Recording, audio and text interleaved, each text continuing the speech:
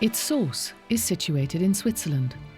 For almost 550 kilometers, it flows through France before it empties into the Mediterranean.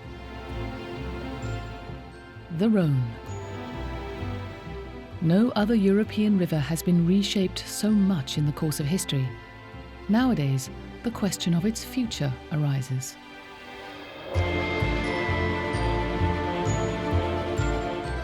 People no longer only see the Rhone's economic potential. Today, the focus is increasingly on its nature, which is worth protecting.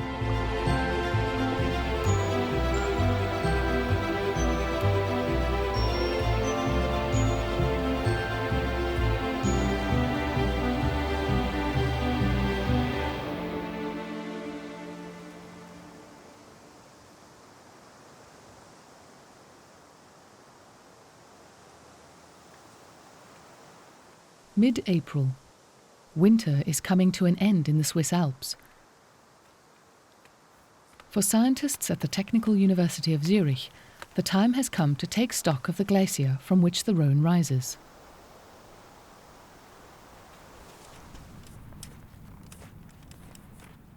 Glaciologist Matthias Huss measures how much snow has fallen during the winter.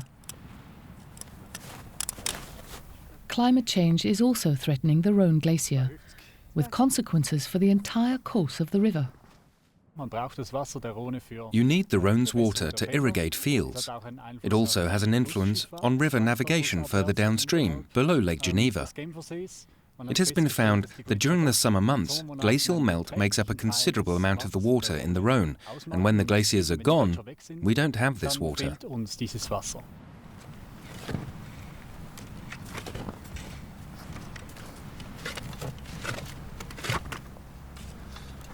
Dominic Graf checks a measuring device permanently installed in the ice of the glacier.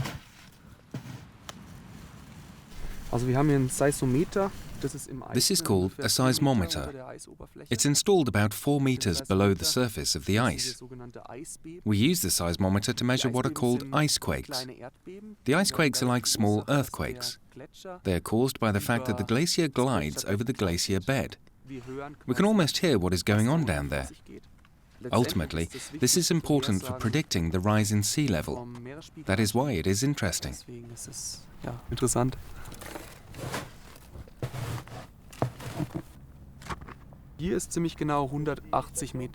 There is almost 180 meters of ice beneath us. Sounds like a lot. Last year, we had about 6 meters of ice melting away here. This means that all the snow that lies here now is gone in summer, plus another 6 meters of ice.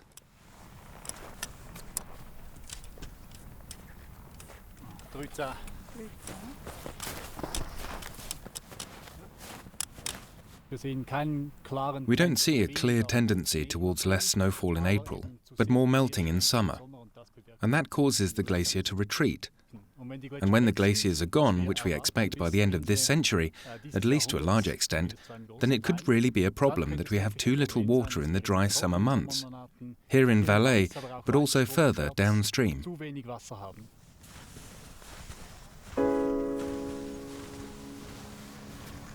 In October, the scientists will return to the glacier to measure how much ice has melted over the summer.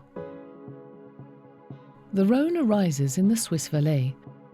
It flows through Lake Geneva and, now already in France, separates the Alps and the Jura mountain ranges. It passes through the Lyon conurbation and for a good 300 kilometers shapes the Rhone Valley. Near Arles, it divides. Its two arms border the plains of the Camargue, where, after 812 kilometers, the Rhone flows into the Mediterranean.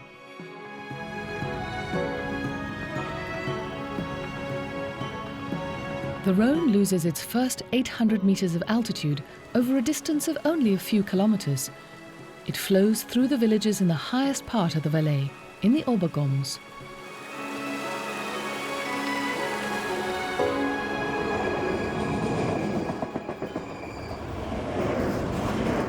A train line connects the hamlets of Gäums with Brig, a major junction, 40 kilometers further down in the Rhone Valley.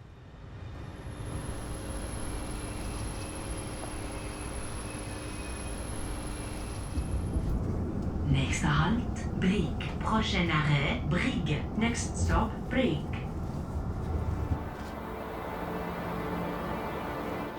The Rhone has always been a wild river. Again and again it changed its course, overflowed its banks. In the second half of the 19th century, people started taming it.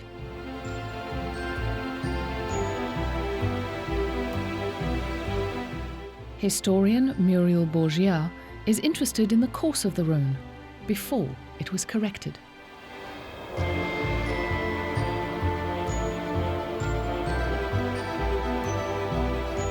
Muriel works in the capital of the Valais, Sion.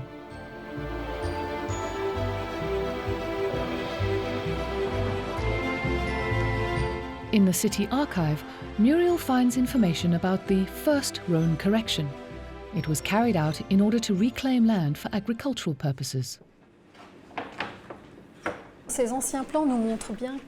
These old plans show us what the old branches of the Rhone were like before the first correction, which took place between 1860 and 1893. And we can see that even in the 1820s, they wanted to move the bed of the Rhone. We can learn a lot of things about how the land next to the Rhone was used.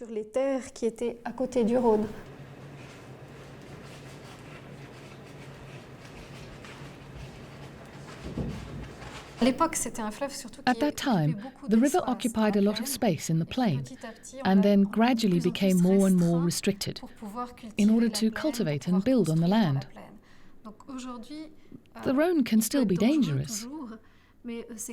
In the past, residents feared it because it could flood mainly meadows, pastures and some fields. Today, though, if there is a big flood, houses and factories are being inundated.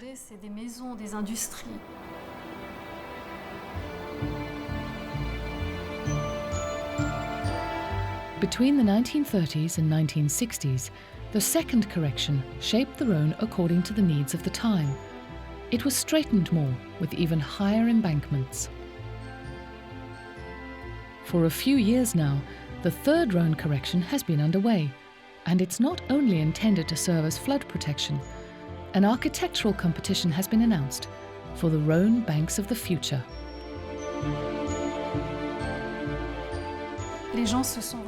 People have really become separated from the Rhone. In fact, it has been so well contained they have forgotten about it. And that is why I hope that, thanks to the third correction, people will be able to reconnect to the Rhone, a river that is nothing less than essential to the landscape.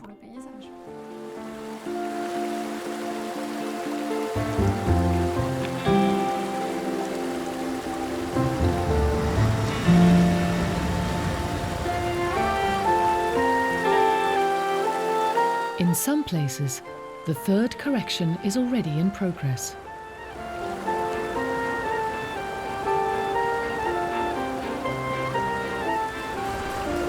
Engineer David Misch is in charge of the construction work in the Upper Valais.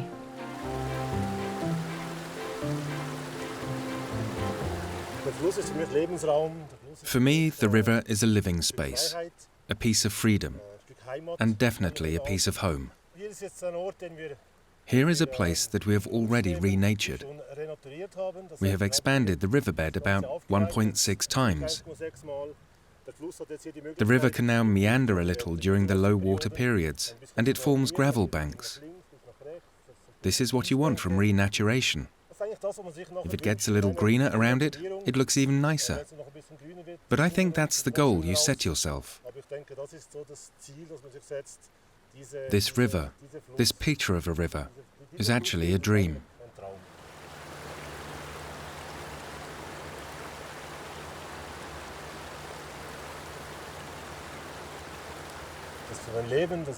This is my life. This is my passion. That's why I'm working at the third Rhone correction. It's my goal to bring the Rhone back to its roots a bit. We all know it won't always be possible. We would need a lot more space. You simply try to make the best of it.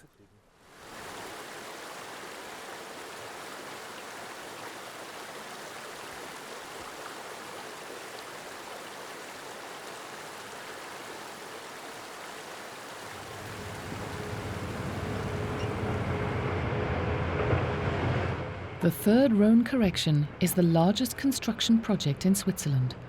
160 kilometers of the Rhone bed is being redesigned at a cost of 3 billion Swiss francs and a construction period of 30 years.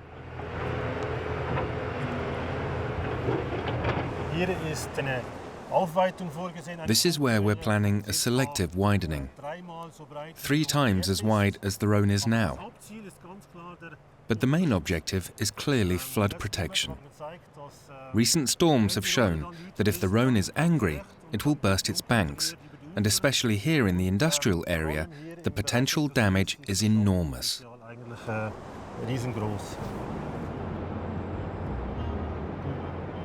Statistically, the Rhone is subject to severe floods every 100 years or so. Dikes can overflow or even break, and this would cause devastating damage today. The last major flood on the upper reaches of the Rhone happened in the year 2000.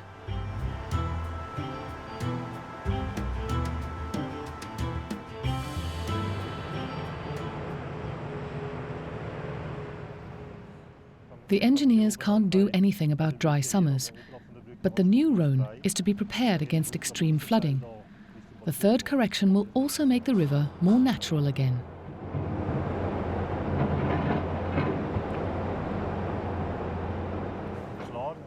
And of course, I hope this is done for our future generations. If I ever have grandchildren, I hope not too soon, it would be nice if the Rhone returned to how it used to be. In the Pfinnwald Nature Reserve, you can see what the Rhone once looked like, everywhere in the Valais. Gravel banks, unspoiled pine forest, a river that finds its own path.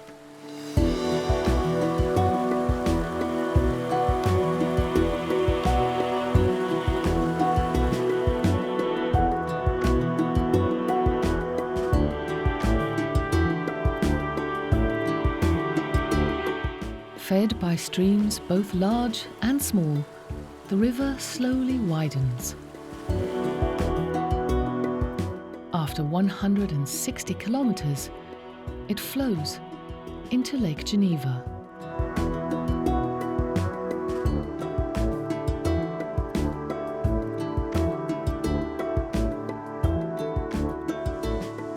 During the last great ice age, the Rhone Glacier stretched for more than 500 kilometers, all the way up to the Lyon region.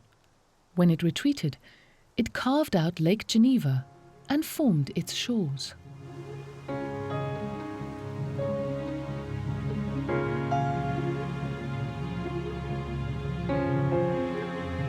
In Lavaux, Cistercian monks started terracing the steep slopes in the 12th century. Today, 400 kilometers of walls support thousands of terraces, some of them tiny. A landscape that today is a UNESCO World Heritage Site.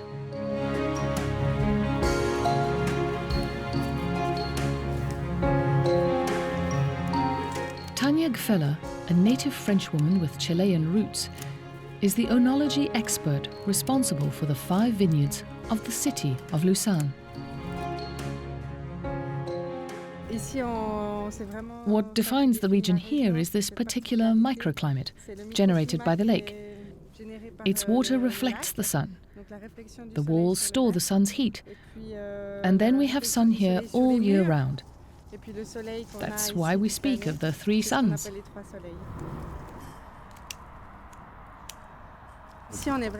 This is an old glacier area that defines the whole shore region of Lake Geneva. The glacier has created a patchwork of different soil types. They come directly from the glacier.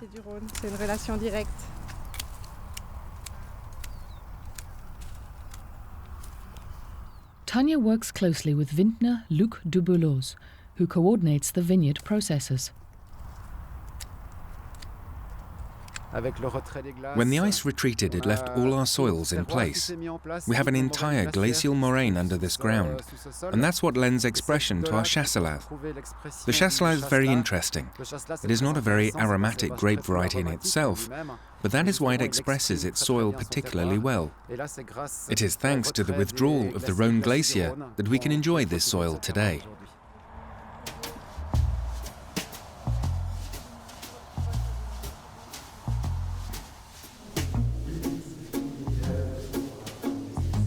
The Clos des Abeilles is one of the oldest wineries on the lake.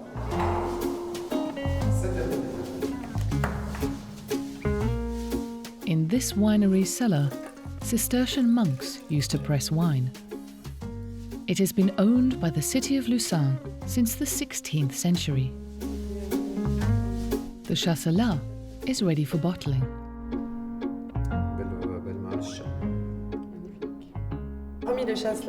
Apart from chasselas, which is the grape variety of the region, we cultivate two other varieties, Syrah and Vineyards, which are types of grapes originating from the French Rhone Valley. Tests were carried out to find out which varieties other than chasselas could thrive here, and it was amusing to note that the varieties that are developing well are from the Rhone Valley. We like to say that we are also a little bit in the Rhone Valley, but on the Swiss side, of course.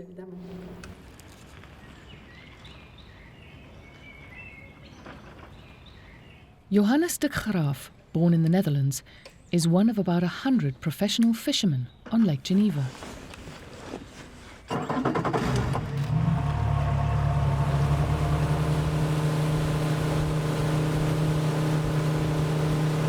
Johannes fishes for whitefish and perch, grayling and pike, depending on the season. He had laid his nets out last night.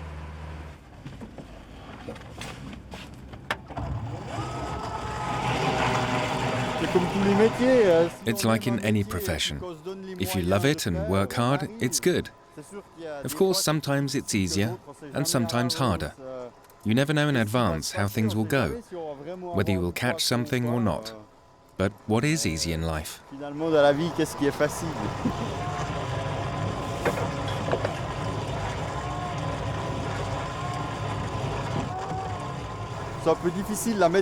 It is not so easy with the weather. It changes constantly.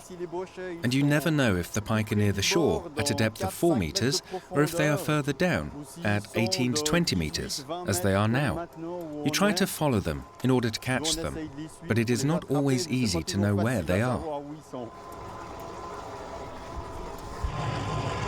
The water in Lake Geneva is supplied almost exclusively by the Rhone. It oxygenates the water, which is important for trout in particular, but also for large predatory fish such as pike.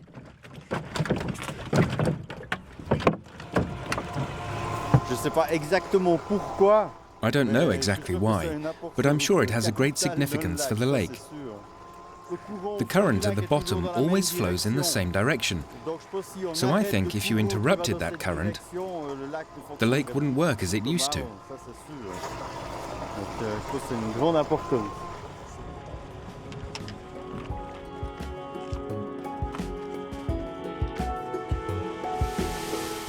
Almost 80% of the water in Lake Geneva comes from the Rhone. If the lake were emptied, it would take 10.4 years to fill up again. That's how we know that the Rhone takes a good 10 years to flow through Lake Geneva. In the city of Geneva, the Rhone emerges from the lake again. How much water it carries is regulated by the Surget Weir. It also controls the water level of the lake. Once it fluctuated by up to 3 meters depending on the season. Today, by only 60 centimeters. The flow of water into the Rhone is relatively constant. Here, the annual average is about 270 cubic meters per second.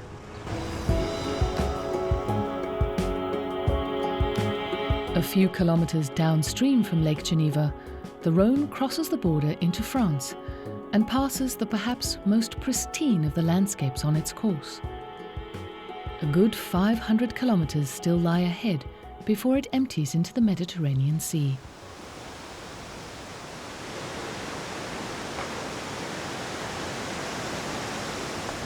The plan? Don't fall into the water. Yves Cornetto comes from a village on the upper reaches of the French Rhone. Together with his friend Yannick Seville, Yves wants to travel on a stretch of river that cannot be reached by road.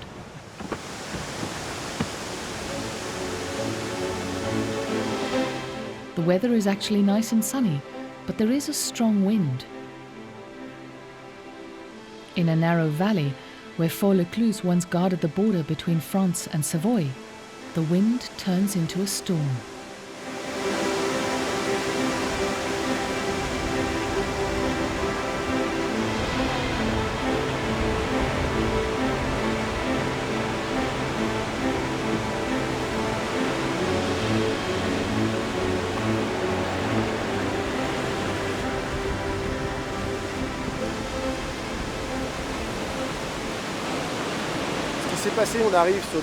When we were in the gorge, the wind became really strong, wind force 8 or 9. You could hardly steer. We didn't want to take any risks, and are now waiting for the wind to calm down and see what happens.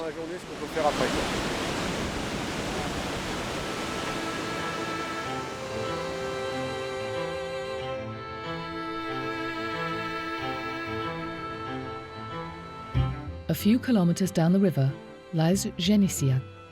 In the 1930s, the Rhone National Company acquired the concession to use the river, mainly for power generation.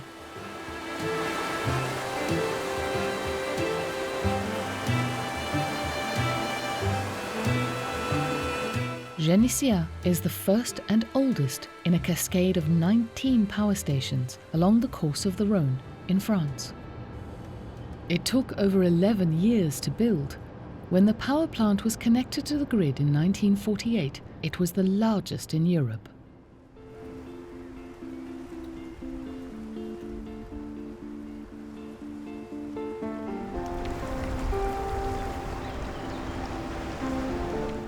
In the small town of Seyssel, the Rhone flows through a wider valley, a section of the river that Yves particularly likes.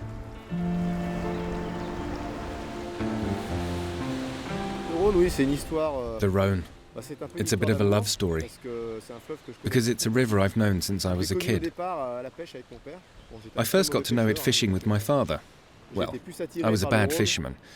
I was more interested in the Rhone than fishing. A few years later I discovered kayaking, so I first rented and then bought my own. Then I could indulge my passion for kayaking and for the Rhone. It allowed me to rediscover the Rhone and my region all over again.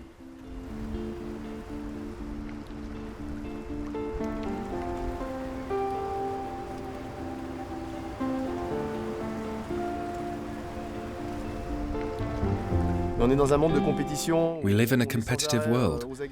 We are constantly on the lookout, running, or at least that is how daily life is for me. And kayaking allows me to recharge my batteries. I also created a blog precisely to promote a different approach to kayaking and to set up projects like travelling on the Rhone from Geneva to the Mediterranean, to help people discover the Rhone. And you find like-minded people who want to see things differently, because the view from the water offers completely different perspectives from what we see in everyday life.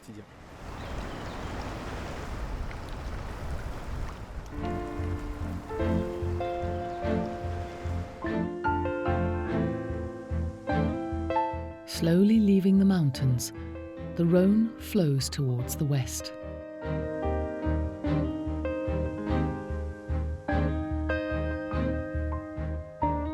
Now and again fed by smaller tributaries, it has become wider and more powerful as it flows towards Lyon.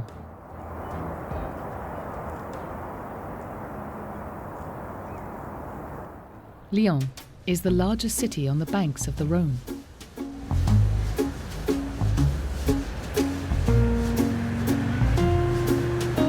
Since Roman times, it has been a trading hub at the confluence of the Rhone and Saône rivers.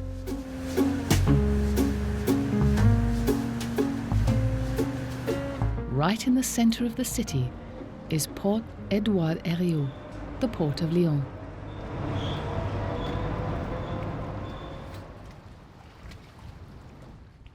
Captain Steve Beccard has come down the Rhone. He bought provisions in Lyon, and now he wants to go on. His son Kevin is also on board. Kevin is in training to become a river boatman.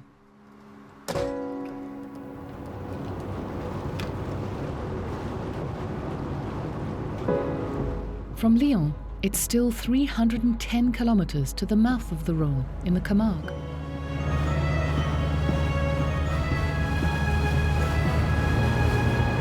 The Condor, 110 meters long, capacity 3,200 tons, a medium-sized freighter. At 41, Steve Beccard is the youngest skipper on the Rhone. His son Kevin, 16 years old, is doing part of his training on board. Steve introduces him to the special characteristics of the river's course. The journey through Vienne is particularly tricky. The bridges produce whirlpools, which cause the ship to drift to the left, and Kevin has to hold against that. He's highly focused.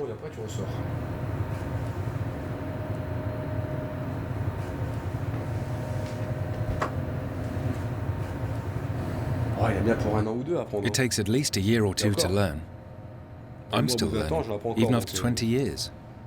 There are small surprises and perils everywhere. A little to the left there.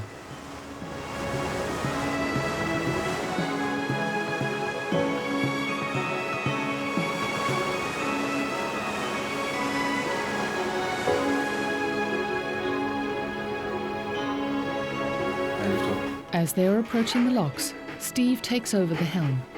A lot of experience is needed here.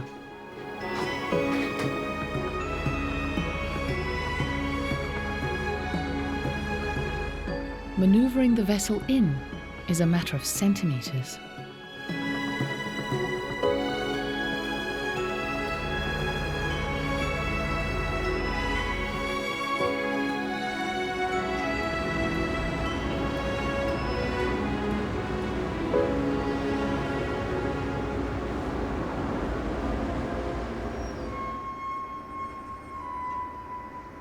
We loaded gravel in Mâcon. We have 2,600 tons of gravel that will be used as a base for railway sleepers. We're shipping it to Arles. It takes about 30 hours to get there, if all goes well. Then it depends on the locks. You see, it's already started badly. Already an hour wait at the first one. If we do this at each lock, it takes 40 hours.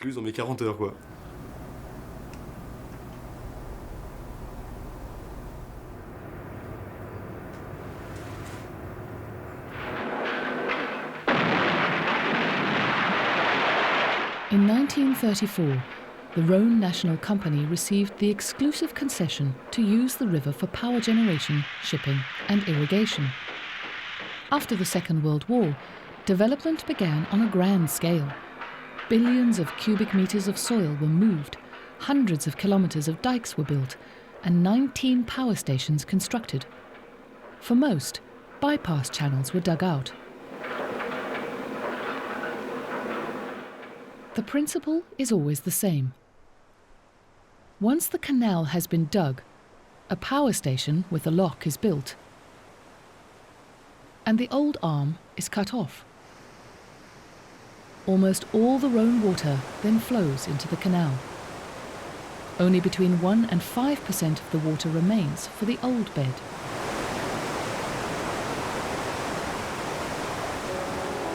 Before its regulation, the Rhone was up to 3 kilometers wide in some places, a meandering river with islands and small side arms, the so-called Ionnets. Currently, the Rhone is being renatured in many places. In 1986, work began on the island of La Platière, today a nature reserve that is managed by an organization. Once a year, botanist Bernard Pont examines how the island's flora is developing.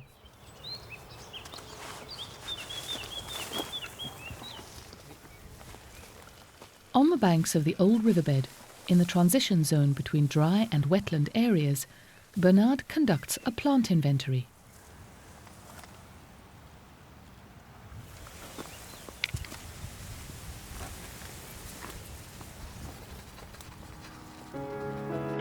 For some years now, the Rhone company has been providing more water for the old Rhone branch.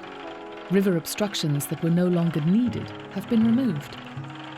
Today, during high water, parts of the island are flooded again, and the floodplain forest is flourishing.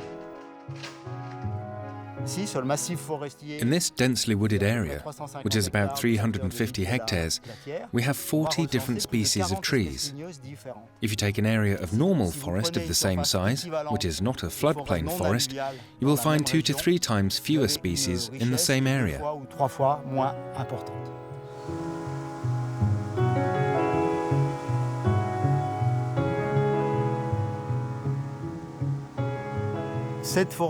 This forest floods regularly. Only plant and animal species that are adapted to that can be found here. So it is the flooding that allows this very particular forest to develop. And these forests can only be found in the large alluvial corridors. To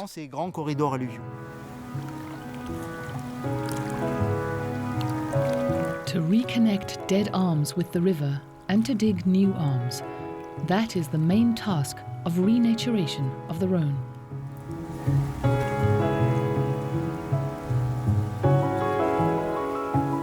Bernard takes note of how many species of plants and animals return and how quickly they do so.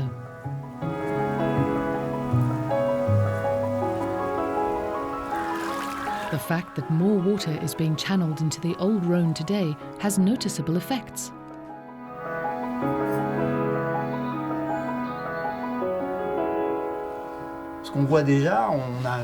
What we can see today is a flowing river. We see a current.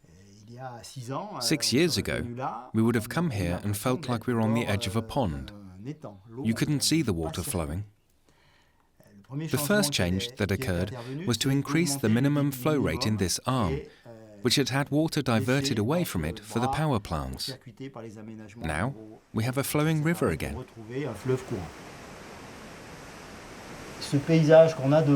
This landscape that we have in front of us, with islands, small river arms, and erosion slopes, is indeed completely new. And it is a very encouraging sign of new life for the river that is developing. Plans to extend the Rhone-Rhine Canal to connect the Mediterranean Sea to the North Sea were buried in the 1990s, which explains the decline in freight traffic. However, the largest Rhone ships can replace up to 220 trucks. It's a small world. There are only 20 boatmen on the Rhone, so 20 boats over 500 kilometers, that's not much. It's a very environmentally friendly mode of transport, but unfortunately not used enough. It is underexploited. We could do a lot better. I transport 2,600 tons. That's equivalent to about 80 trucks, maybe a bit more. The government tells people to drive petrol-powered cars, but they let diesel trucks run all over the place. Well, there is a solution, right here. The Rhone is empty. They need to get back to using the waterways.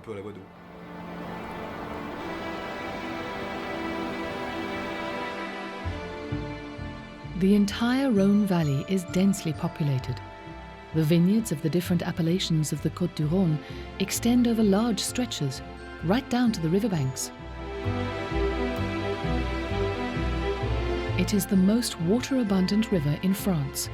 40 stations pump water for agriculture and irrigate almost 200,000 hectares of fields and orchards. In France, it is fed by 8 major tributaries. 4 nuclear power stations are located on the banks of the Rhone and use its water for cooling. In summer especially, this is becoming more and more difficult. Overall, the temperature of the Rhone has risen by 2 degrees in the last 30 years. Global warming is also responsible for the overall decline in the amount of water. In a hot summer, 1/3 less water flows than it did 20 years ago.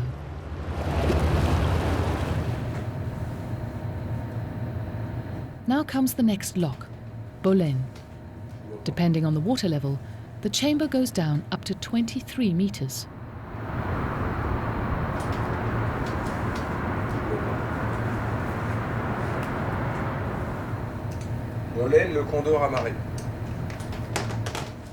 Kevin has his eye on the ropes. And Steve has time to eat a snack. This is impossible when he's navigating.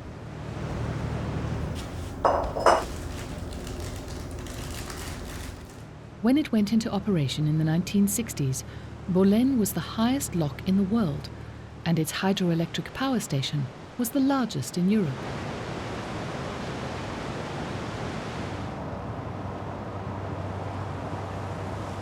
Like all power stations on the river, Bolène is operated by the National Rhone Company. With a capacity of almost 4,000 megawatts, it is the largest producer of renewable energy in France. The majority of what it produces comes from hydropower, but since the amount of water in the river seems to be going down, it is increasingly relying on sun and wind power.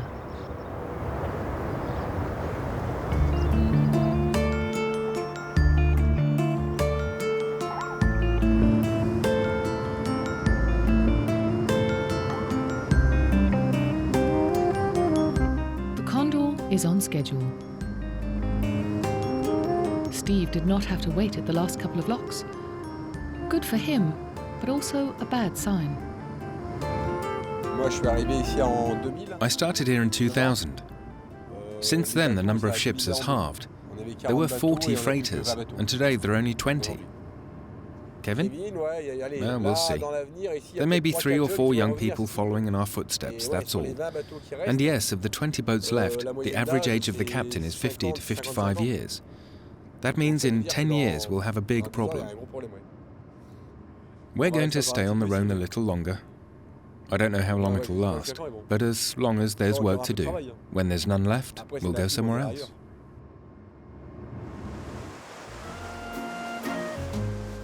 As the Condor passes by the old papal city of Avignon, another 60 kilometers lie between them and their port of destination. The bridge of Avignon was built in the 12th century. It spanned both arms of the Rhone until floods destroyed it in the 17th century.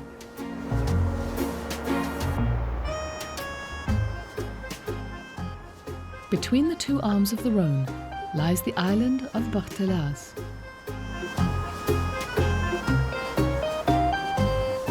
La Ferme de la Raboule was founded generations ago and today is run by the founders' great-grandchildren, the brothers Clément, Mathieu,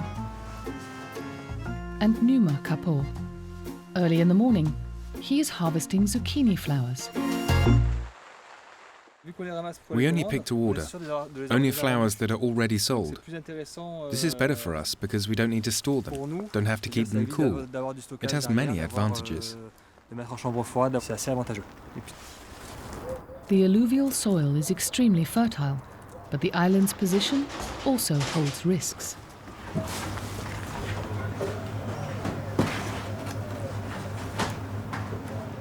We are the 4th generation to farm the land, and we have always lived with the risk of flooding and the whims of the Rhone.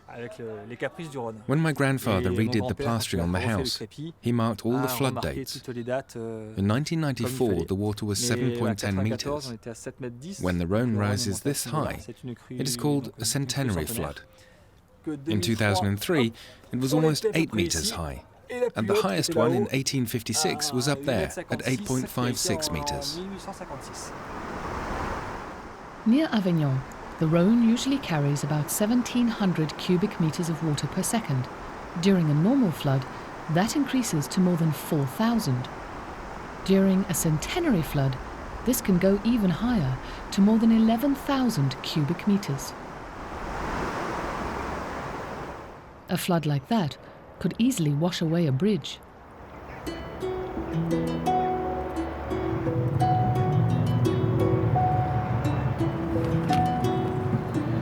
Numa delivers his vegetables directly to some restaurants in the center of Avignon.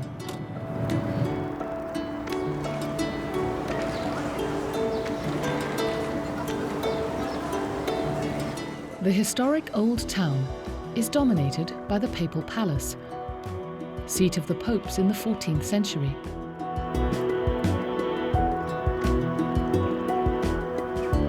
The Rhone city, with its famous bridge, attracts 4 million visitors every year. Today, more and more arrive on river cruise ships. The brothers cultivate more than 50 types of vegetables on 11 hectares of land. In one of the fields, in front of the bridge, the fennel is ready for harvesting.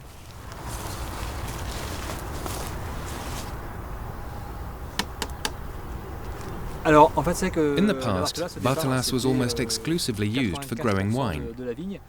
Grapevines are very resistant to flooding. Before all the work on the Rhone began with dikes and dams, the island was flooded regularly.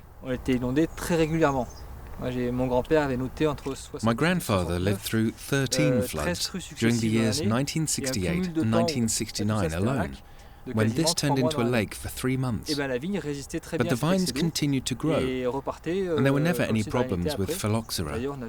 They were drowned by the recurring floods. In 1985, subsidies for wine growing were cut. The farmers planted fruit trees instead, but these couldn't survive the flooding. The Capot brothers are now betting on vegetables.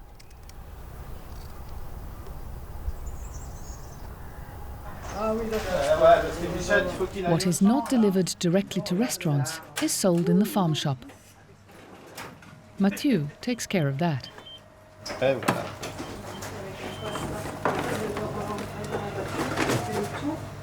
Direct sales is part of our family. It's in our genes. I've always seen it done by my father and my grandmother, who used to sell directly out of the wine cellar. I can't imagine doing anything else, honestly. With their passion for the farm, the brothers accept that they have to clear the shop every now and then, often with very little time. Some floods come very quickly. From the time we get the warning to when the water comes, we have between 4 to 6 hours. During this time, we have to get ready for battle. First, secure the agricultural equipment, then the living areas, and the fields. All harvests are lost, nothing is edible. We have to destroy everything. All along the Rhone, there are relics of Roman antiquity. The most important port of the Roman colony of Gaul was Arelate. Arles. The amphitheatre could hold up to 20,000 people. This is where the road from Rome to Spain crossed the Rhone. The port stretched 1 kilometre along the right bank. In the city's Museum of Antiquities, relics of its Roman past can be found.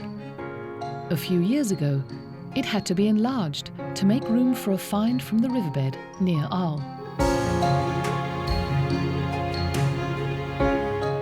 Archaeologist Sabrina Mallier was involved in the recovery, almost completely preserved, 31 metres long, a barge from the 1st century AD. It lay in the Rhone, buried under an ancient port rubbish dump, and it provides archaeologists with information about a cosmopolitan city of the Roman Empire in Gaul.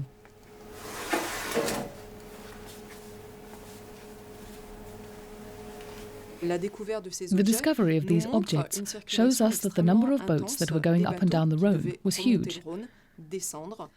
Arles was an extremely important port, situated at a major commercial crossroads. The river connected the north to the Mediterranean Sea, and important roadways like the Via Aurelia were also not far away. It operated in connection with its maritime port, which is today Fos-sur-Mer. This port complex, formed by Fos-sur-Mer and Arles, was the second most important Mediterranean port of the Roman Empire, after the Roman port of Ostia.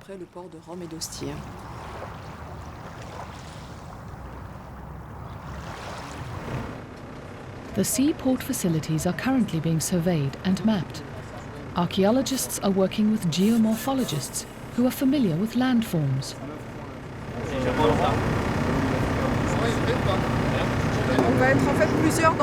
Today, several of us will be in the water, measuring the size of stone blocks belonging to a huge building, maybe 100 by 100 meters. So it's a rather technical dive.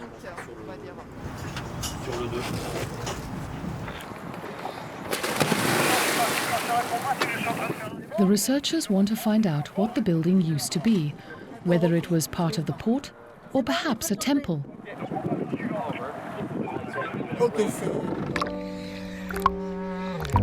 They go down to the ruins of an ancient city, 3 to 4 meters below sea level.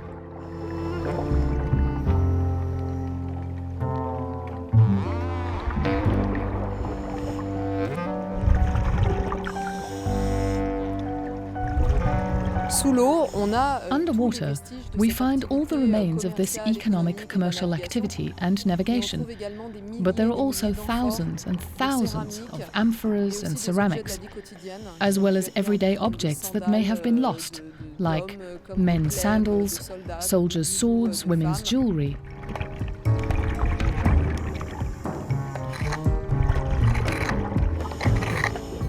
It is a treasure trove of information for archaeologists, not only about the city in Roman times, but also about trade in the Mediterranean region.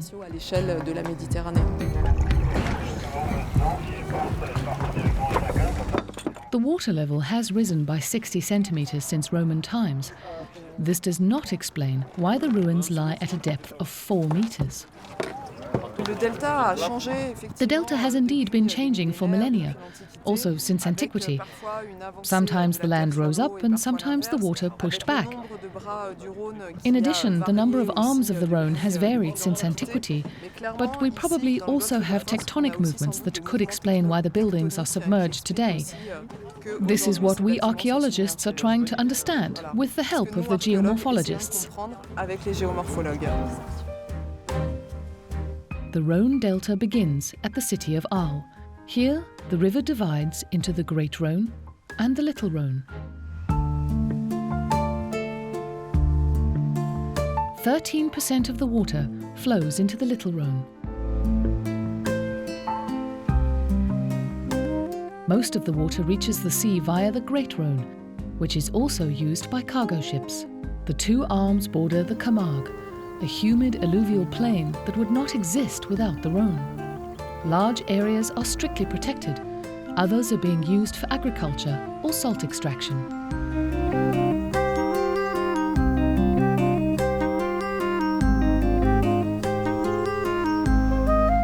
On the banks of the Great Rhone lies the domain de Beaujeu.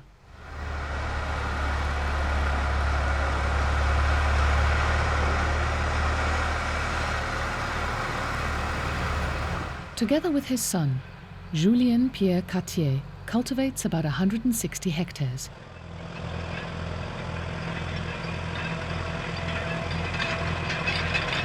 He grows wet rice on alternating areas. Before the Rhone arms were dammed, they regularly flooded the Camargue plain, the fresh water preventing the soil from becoming too salty.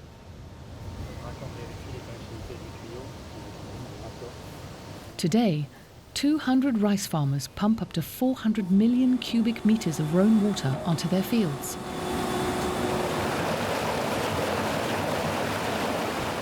The Rhone is very important for us.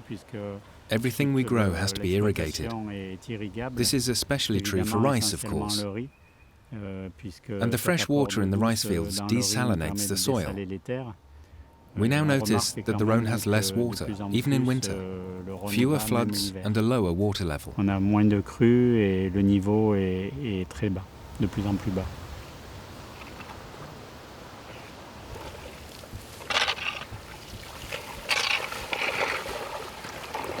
Pierre must maintain dozens of kilometers of irrigation channels.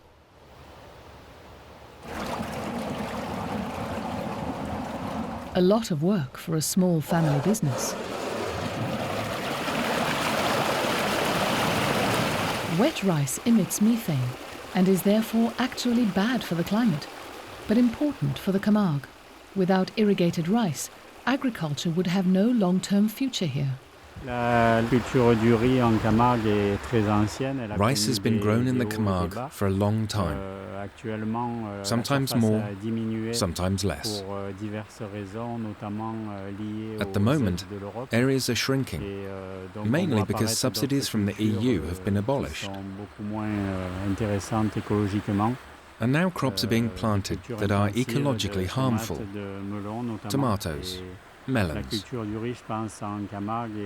Rice, I think, is better for the ecology of the Camargue than the new varieties that are now being grown. All areas the Rhone flows through are man-made cultivated landscapes, and in parts very fragile, like here in the Camargue. Agriculture in the Camargue allows a balance to be maintained if the water is distributed evenly and the necessary amount of fresh water is supplied.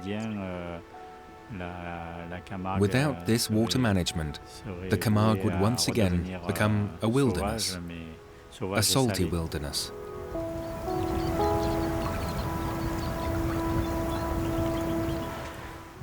So, of course, we hope that the Rhone will continue to provide us with the fresh water we need. The Camargue, created from Rhone sediments, nourished by Rhone water. More and more people in Switzerland and in France see the Rhone not only as a driver of economic development, but increasingly as a river worth protecting and preserving.